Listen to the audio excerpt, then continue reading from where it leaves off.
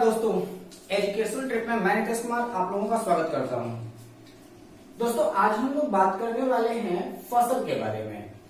वो इसलिए क्योंकि वर्तमान समय में जितने भी किसान हैं वो अपने खेतों में धान की फसल को बुआई का काम प्रारंभ कर दिए हैं, धान की बीज डाली जा रही है। तो ऐसे में फसल के बारे में बात करना थोड़ा सा आवश्यक हो गया था, तो इसीलिए मैंने यह वीडियो आपके लिए फसल के बारे में मैंने लॉन्च किया है।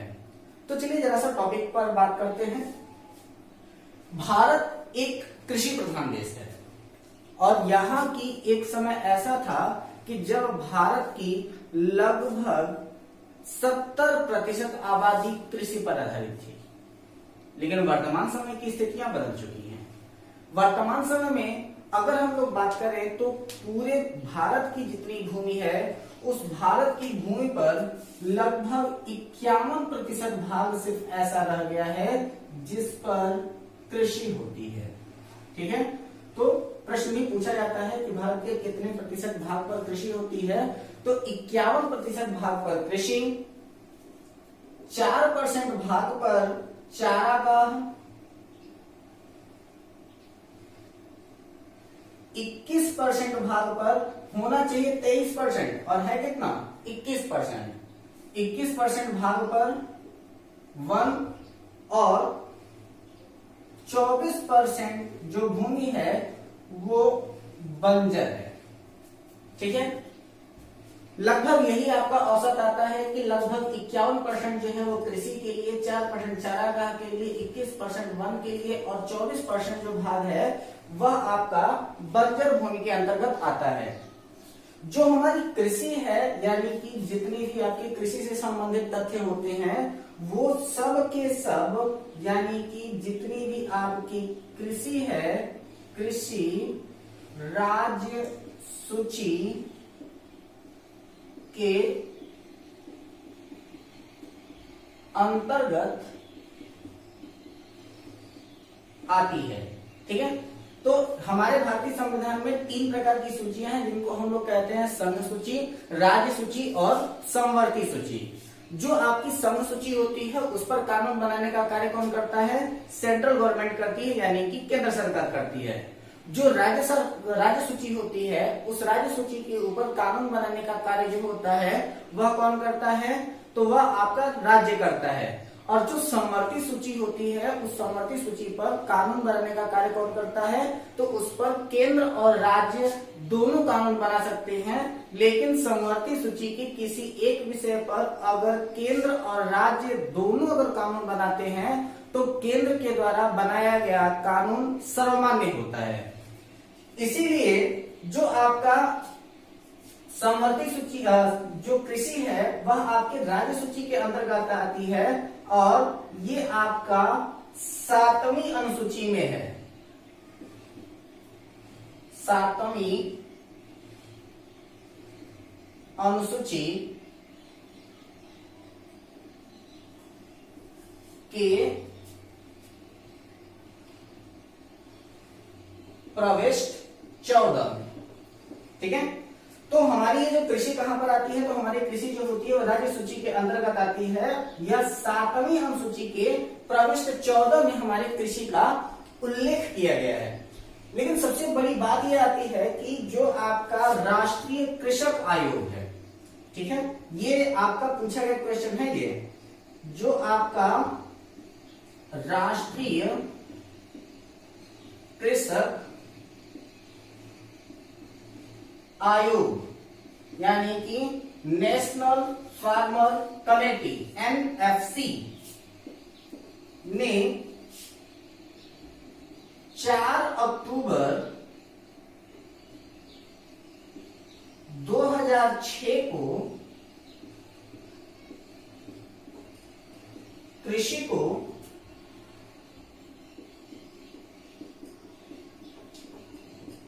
समवर्ती सूची में लाने की सिफारिश की।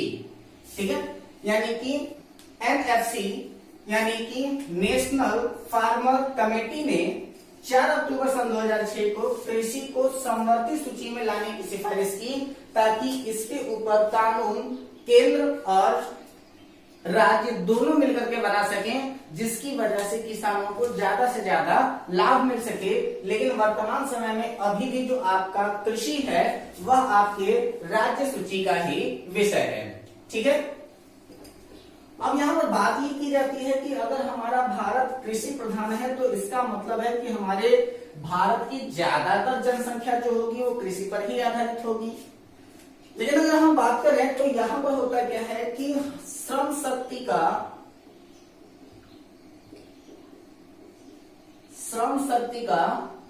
52% जो है वह आपके कृषि से आता है, यानी कि कृषि पर आधारित है। यानी कि जितना भी शारीरिक श्रम होता है उस शारीरिक श्रम का लगभग 52% श्रम जो होता है वो कहां पर जाता है, आपके कृषि के अंतर्गत जाता है। और सन 2011-12 में जो जीडीपी थी, सन 2011-12 में सकल घरेलू उत्पाद ग्रॉस डोमेस्टिक प्रोडक्ट यानी कि जीडीपी जो भारत की थी वह कृषि की 14.1% थी।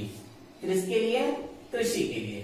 ठीक है, तो भारत की जीडीपी में जो आपकी कृषि का योगदान है वह लगभग 14% का है, और सन 2011-12 में वह 14.1% जो था वह आपके कृषि का योगदान माना गया था।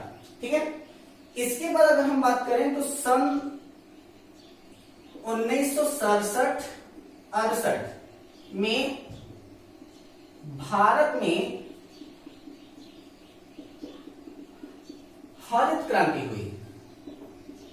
ठीक है, तो ये भारत में जो हरित क्रांति थी वह पहली बार हुई थी, यानी कि इसको हम लोग प्रथम हरित क्रांति या फिर हरित क्रांति के भी नाम से जानते हैं। तो इसका जो नेतृत्व करने वाले थे उनका नाम था MS स्वामीनाथन।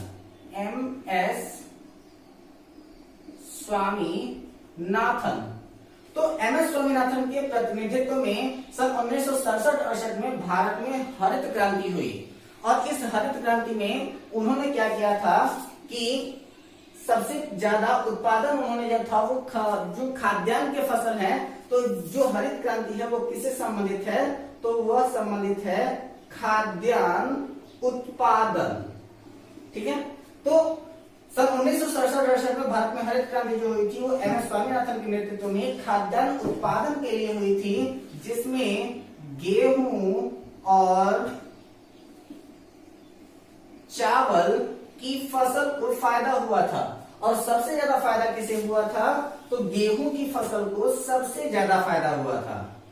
ठीक है, गेहूं की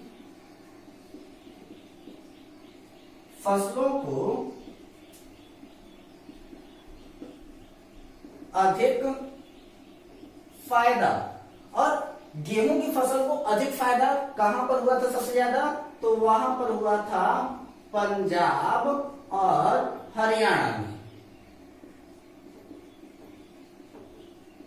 ठीक है, तो पंजाब और हरियाणा में गेहूं की फसल को सबसे ज्यादा फायदा हुआ था, और जो गेहूं की फसल को और अधिक विकसित करने के लिए जो गेहूं के उत्तम किस्म के बीज की इस्तेमाल किया गया था उसको हम लोग कहते हैं HYV, यानी कि हाई यील्डिंग वैरायटी। ठीक है, यानी कि HYV यानी कि हाई यील्डिंग वैरायटी का इस्तेमाल उन्होंने किया हुआ था। तो 1967-68 जो है वो प्रसिद्ध है किसके लिए, भारत में हरित क्रांति के लिए, और उसका नेतृत्व किसने किया था, MS स्वामीनाथन ने किया था, और गेहूं की फसल को सबसे ज्यादा फायदा पहुंचा हुआ था। इसके पश्चात बात करते हैं जब हम थोड़ा सा और आगे, तो ये क्वेश्चन पूछा जाता है कि विश्व में हरित क्रांति के जनक कौन है, तो विश्व में हरित क्रांति के जनक है नॉर्मन E बोरलॉग। ठीक है, इसके बाद फिर हमारे यहाँ जो दूसरी क्रांति हुई वह 1983-84 में द्वितीय हरित क्रांति मानी जाती है। द्वितीय हरित क्रांति। अब यह जो आपकी द्वितीय हरित क्रांति थी, यह सकल फसलों के उत्पादन को सबसे ज्यादा बढ़ावा देने वाली थी, यानी कि सभी के सभी फसलों के उत्पादन के लिए बढ़ावा दे रही थी, ताकि ज्यादा से ज्यादा फसलों को हम लोग उत्पादित कर सकें। लेकिन अगर हम यहाँ पर देखें तो अगर हमारी कृषि की बात किया जाए तो कृषि के लिए सबसे ज्यादा इंपॉर्टेंट जो होता है वो होते हैं आपके उर्वरक। और उन उर्वरकों की स्थिति ये होती है कि हमारे क्षेत्र में उर्वरकों की कितनी मात्रा है, कितना मात्रा में उर्वरक खेतों में इस्तेमाल किया जा रहा है, इसकी क्वालिटी डिपेंड करती है भूमि के उर्वरा शक्ति के ऊपर। जैसे अगर हम अपने भारत में बात करें तो भारत में प्रति हेक्टेयर सबसे ज्यादा उर्वरक इस्तेमाल करने वाला जो राज्य है वह आपका पंजाब है, जो लगभग 237 किलोग्राम प्रति हेक्टेयर के हिसाब से उर्वरक का उत्पादन करता है। लेकिन अगर हम भारत की बात करें तो भारत जो है लगभग 137 किलोग्राम प्रति हेक्टेयर के हिसाब से पूरे भारत का अगर एवरेज निकालें तो वह लगभग 137 किलोग्राम प्रति हेक्टेयर के हिसाब से उर्वरक की खपत होती है। लेकिन अगर हमारे यहाँ उर्वरक की बात करें तो हमारे यहाँ उर्वरक की उत्पादन की दृष्टि से जो भारत है वह विश्व में तीसरा बड़ा देश है। ठीक है, तो उर्वरक उत्पादन की दृष्टि से भारत थर्ड नंबर पर आता है। ठीक है, पहले और दूसरे नंबर पर कौन आता है? तो पहले नंबर पर आता है आपका चीन और दूसरे नंबर पर आता है आपका अमेरिका। चीन फर्स्ट है और अमेरिका जो है वह आपका सेकेंड पोजीशन पर आता है। ठीक, तो उर्वरक उत्पादन की दृष्टि से जो भारत का स्थान है वह कौन सा है? तीसरा स्थान है। पहले नंबर पर चीन है और दूसरे नंबर पर आपका अमेरिका है। लेकिन उर्वरक खपत की दृष्टि से भारत जो है वो सेकेंड पोजीशन पर आ जाता है। ठीक है, यानी कि उर्वरक का उत्पादन की दृष्टि से भारत का थर्ड नंबर है और उर्वरक खपत की दृष्टि से भारत का जो नंबर है वह आपका दूसरा नंबर हो जाता है, यानी कि सेकेंड नंबर पर आ जाता है। ठीक है, लेकिन हमारे यहाँ जब कभी भी फसलों का विकास दर कम होता है तो खेतों में किसान सबसे ज्यादा जिस खाद का उपयोग करते हैं, जिस उर्वरक का उपयोग करते हैं उसे हम लोग कहते हैं यूरिया। और यूरिया के मामले में भारत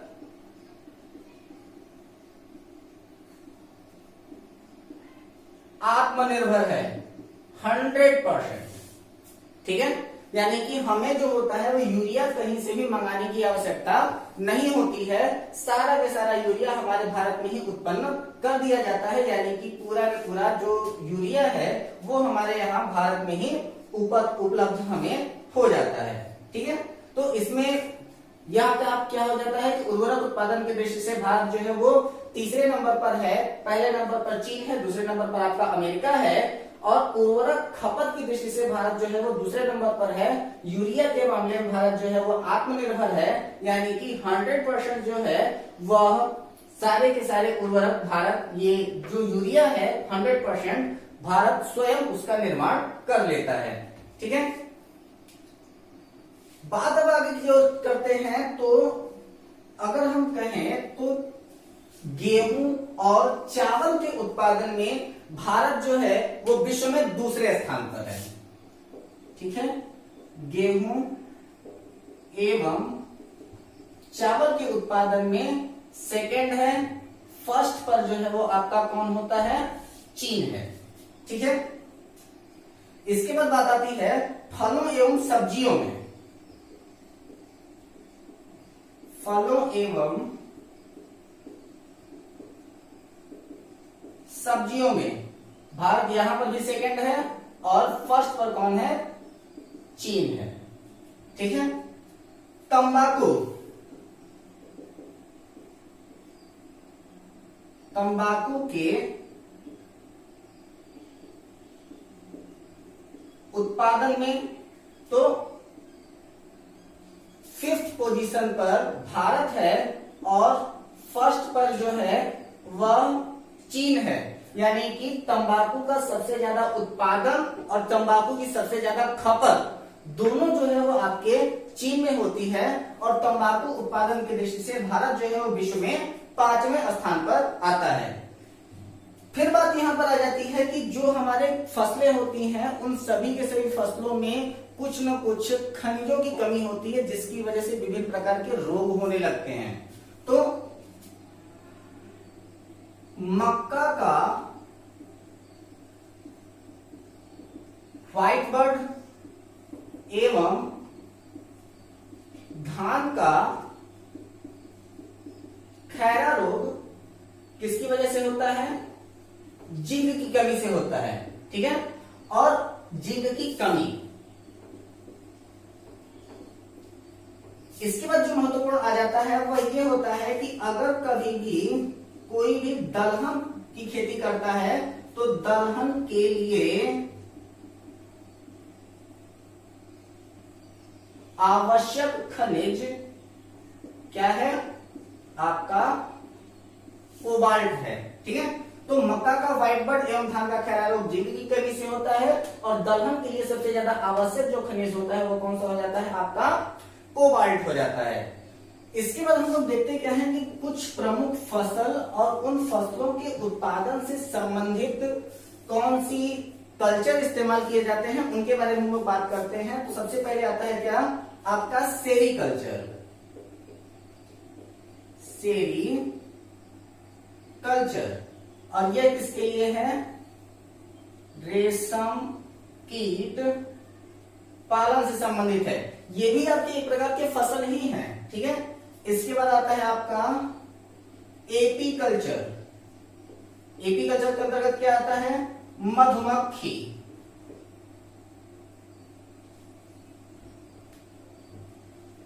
मधुमक्खी पालन। ठीक है, इसके बाद क्या आता है आपका? PC culture. इसके अंतर्गत क्या आता है? मत्स्य पालन। इसके बाद है आपका फ्लोरी कल्चर, और फ्लोरिकल्चर के अंतर्गत क्या आता है? तो इसमें आते हैं आपके फूल, खासकर सजावटी फूलों का जो होते हैं वो कहां पर आता है? इसमें हम लोग लिख देते हैं सजावटी फूल। ठीक है, तो फ्लोरिकल्चर के अंतर्गत क्या आ जाता है? आपका फूल आ जाता है। इसके बाद आता है आपका विटीकल्चर। विटीकल्चर में क्या होता है? वो होती है अंगूर की खेती। ठीक है, इसके बाद है आपका वर्मी कल्चर। वर्मी कल्चर किससे संबंधित है? वो है केचुआ से संबंधित। ठीक है, इसके बाद है आपका पोमू कल्चर। पोमू कल्चर किससे संबंधित है? तो वो है आपके फल से संबंधित। ठीक है, इसके बाद है आपका ओलेरीकल्चर, और इस ओलेरीकल्चर किससे संबंधित है? तो वो है आपकी सब्जियां। ठीक, मिटा देता हूं इसको मैं और थोड़ा सा आगे की बात करते हैं।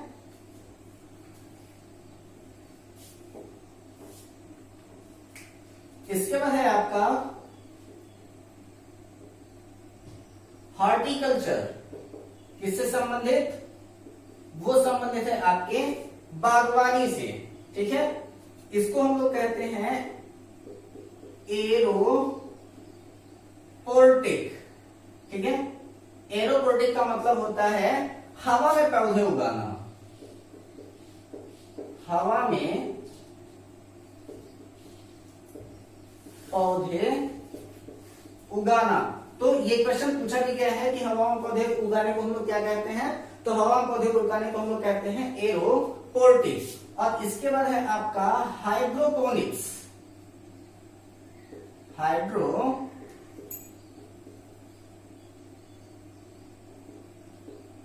हाइड्रोपोनिक्स, और हाइड्रोपोनिक्स का मतलब होता है जल में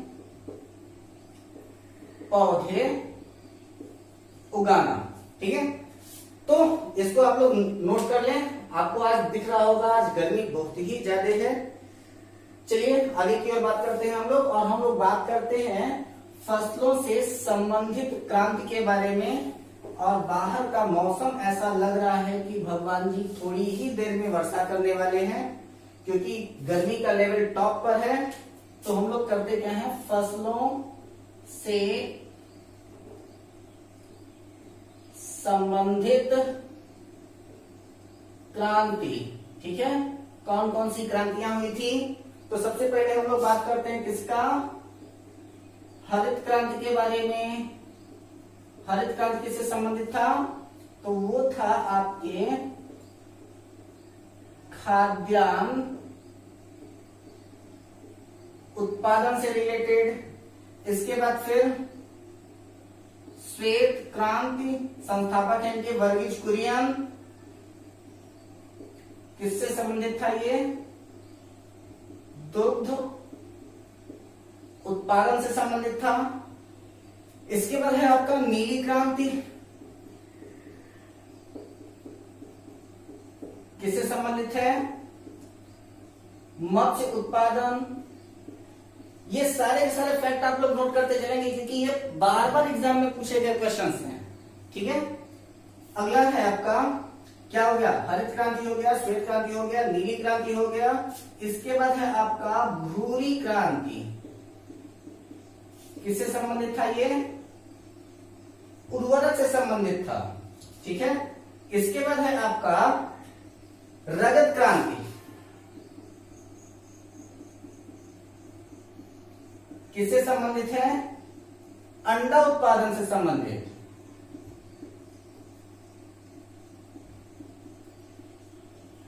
ठीक है, और आपको एक चीज मैं बता दूं कि ये जो आपकी भूरी क्रांति थी, इसी भूरी क्रांति के समय में जब उर्वरक उत्पादन के बारे में बात की गई, उसी समय आपका भारत जो था वह उर्वरक की दृष्टि से और खासकर यूरिया की दृष्टि से 100% आत्मनिर्भर हुआ।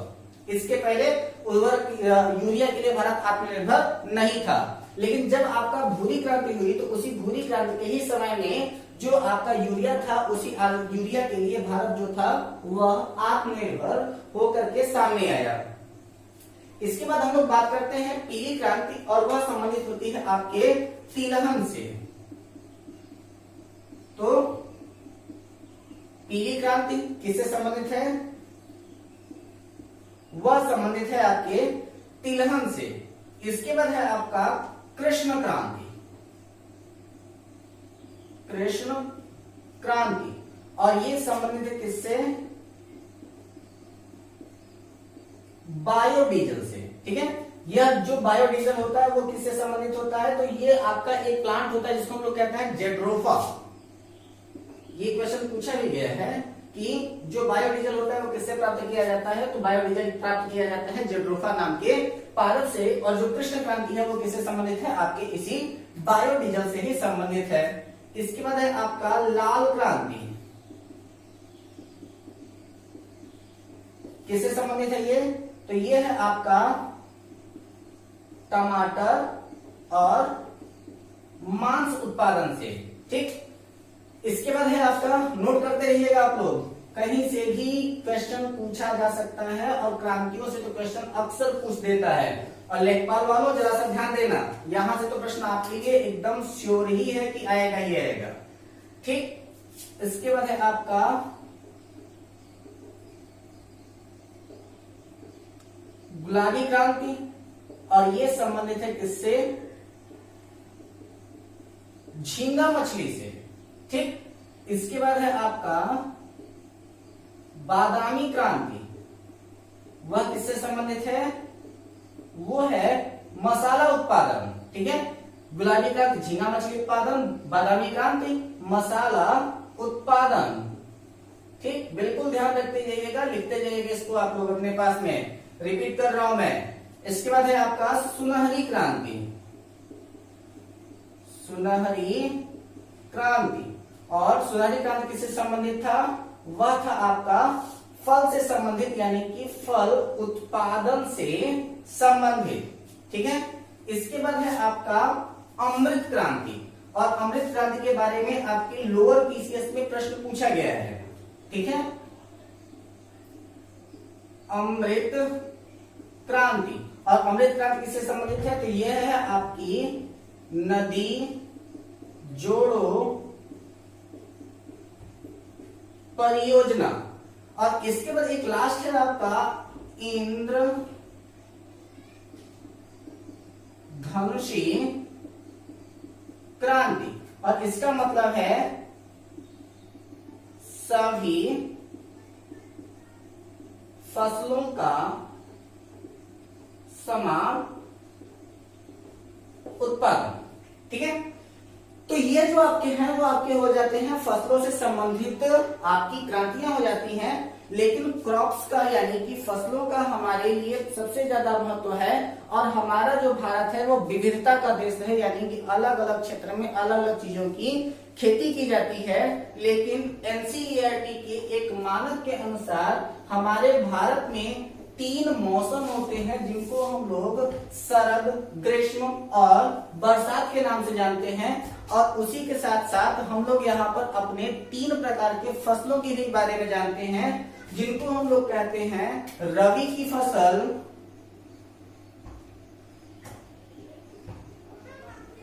दूसरी हो जाती है आपकी खरीफ की फसल,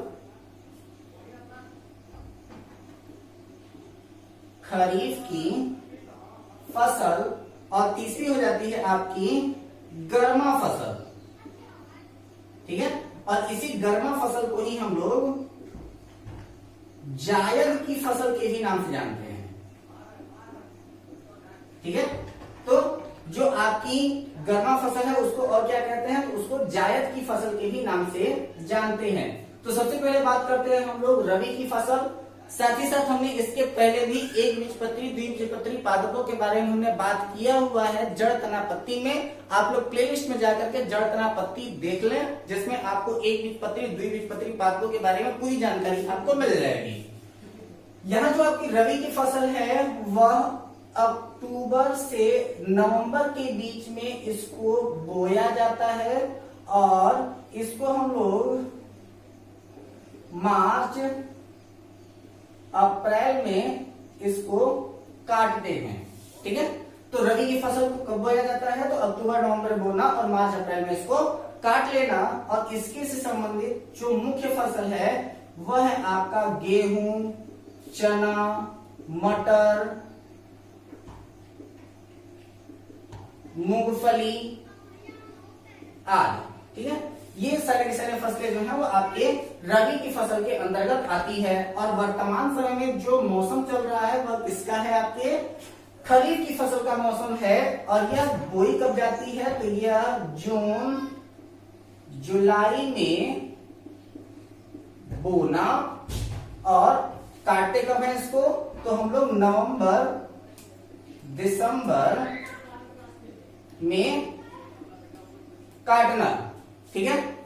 और इसका जो प्रमुख फसल है उसमें क्या आ जाता है, आपका चावल आ जाता है, मक्का आ जाता है, तिल आ जाता है,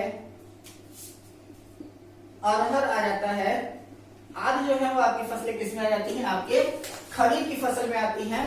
और हमारे यहाँ किसान करते क्या है कि जब कभी भी जहां पर हमारे यहाँ सिंचाई वगैरह की कमी होती है, तो सिंचाई वगैरह में किसान करते क्या है कि उस फसल को बोते ही नहीं है, कहते हैं अरे यार जायद क्या होगा, ठीक है। तो जब जायद, तो उस फसल को हम लोग क्या कहते हैं, जायद की फसल, यानी कि उसी को गर्मी में बोई जाने वाली फसल होती है, जिसके लिए पानी की आवश्यकता होती है, और इसीलिए इसको गर्मा फसल के भी नाम से जाना जाता है। और यह बोई जाती है जून जुलाई में इसे बोया जाता है, और जुलाई अगस्त में इसे काट भी लेते हैं, ठीक है।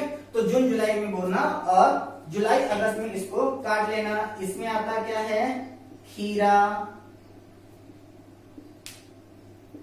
ककड़ी, तरबूज, खरबूज, मड़ुआ आदि की जो फसलें होती हैं वह आपकी इसी गर्मा फसल के अंतर्गत आती हैं। ठीक है, इसके बाद बात आ जाती है क्या कि जो आपका, मैंने आपको पहले भी बताया कि गेहूं उत्पादन की दृष्टि से उत्तर प्रदेश का पहला स्थान है। ठीक है, तो गेहूं उत्पादन की दृष्टि से यूपी क्या है, फर्स्ट स्थान पर है। यानी कि सबसे अधिक गेहूं का उत्पादन कहां से होता है, तो उत्तर प्रदेश से होता है। लेकिन जब कभी भी बात कर दे प्रति हेक्टेयर उत्पादन की, तो पंजाब जो है वो फर्स्ट आ जाता है, पंजाब पहले स्थान पर आ जाता है। ठीक है, गेहूं और चावल के उत्पादन में भारत जो है वो विश्व में दूसरे स्थान पर है। और एक लास्ट आपका इंपॉर्टेंट क्वेश्चन आता है, ये पूछा भी क्वेश्चन गया है, तो ये है आपका तिलहन प्रौद्योगिक मिशन की स्थापना कब की गई थी, तो यह की गई थी 1986 में। पूछा गया प्रश्न है ये कि तिलहन प्रौद्योगिक मिशन की स्थापना कब की गई, तो तिलहन प्रौद्योगिक मिशन की स्थापना सन 1986 में की गई। अपने अगले वीडियो में हम लोग अपने क्षेत्र के आधार पर, विश्व के आधार पर कुछ प्रमुख फसलें एवं उनके उत्पादक देश और साथ ही साथ अपने उत्तर प्रदेश की कुछ प्रमुख फसलों के बारे में और उनके उत्पादक स्थान के बारे में हम लोग बात करेंगे। तब तक बने रहे हमारे वीडियो के साथ। हमारे इस चैनल को लाइक करें, सब्सक्राइब करें, ज्यादा से ज्यादा लोगों को शेयर करें, अपना और अपनों का ख्याल रखें। गर्मी बहुत ज्यादा है, ज्यादा से ज्यादा पानी पिएं। धन्यवाद।